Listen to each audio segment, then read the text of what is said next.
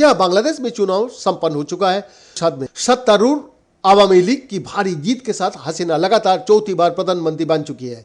शानदार जीत के बाद शेख हसीना ने भारत के साथ घनिष्ठ संबंधों को याद किया। उन्होंने भारत को भरोसेमंद दोस्त बताया है। बांग्लादेश का विदेश मंत्री डॉक्टर AK अब्दुल मोमेन ने इस बीच भारत को भरोसा दिलाया है कि उनका देश चीन की चाल में कभी नहीं फंसेगा और कभी घुटने नहीं टेकेगा। इंडिया टुडे को दिए एक इंटरव्यू में मोमेन ने यह भी कहा कि बांग्लादेश में लोकतंत्र बहुत स्थिर है। उन्होंने कहा, आपने चुनाव देखा है, इसमें 12 करोड़ लोगों ने मतदान किया है। ये एक वास्तविक और बहुत प्रतिस्पर्धी चुनाव था। बांग्लादेश में लोकतंत्र काम कर रहा है। हम दुनिया में लोकतंत्र के अग्रदूत में से एक है। हमने स्वतंत्र, निष्पक्ष, पारदर्शी और विश्वसनीय चुनाव का उदाहरण देकर ये स्थापित किया है। उन्होंने कहा, हमारा रिश्ता पहले से ही बहुत मजबूत है। ये सिर्फ आज की बात नहीं है। हमारे जन्म का समय स्वतंत्र संग्राम के दौरान भारत ही सबसे बड़ा मददगार था।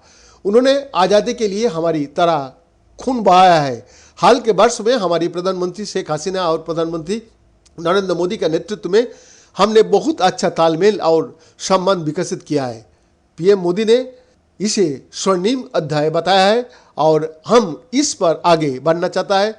हम भारत और बांग्लादेश और अन्य सभी पड़ोसियों के बीच संबंधों को मजबूत करने के लिए आगे बढ़ेंगे। बांग्लादेश में चीन का बहुत ज्यादा प्रभाव नहीं है। चीन एक विकास भागीदार है। वो हमारी कुछ परियोजनाओं में मदद कर रहा है। चीन यहाँ तो एक ठेकेदार का रूप में काम कर रहा है, ये फिर एक विश्व का रूप में। अगर आप देखें कि हमें चीन से कितना पैसा मिला है तो ये GDP का 1% से भी कम है। चीन से मिले कर्ज को लेकर उन्होंने कहा कि एक देश दूसरे देश को कर्ज में डूबा हो सकता है यदि उसकी विरोधी कर्जा 55% से अधिक हो। हमारी कुल उधारी सिर्फ 13.6% है। भारत में डर वास्तविक नहीं है। चीन एक मित्र और विकास भागीदार है। हम कोई भी सहायता या फंड प्राप्त करने में बहुत विवेकपूर्ण रहता हूं। इसीलिए लोगों को यह डर नहीं होना चाहिए कि बांग्लादेश चीनियों के आगे झुक जाएगा। विदेश मंत्री ने आगे कहा, भारत ने एक मजबूत और परिपक्व सरकार है।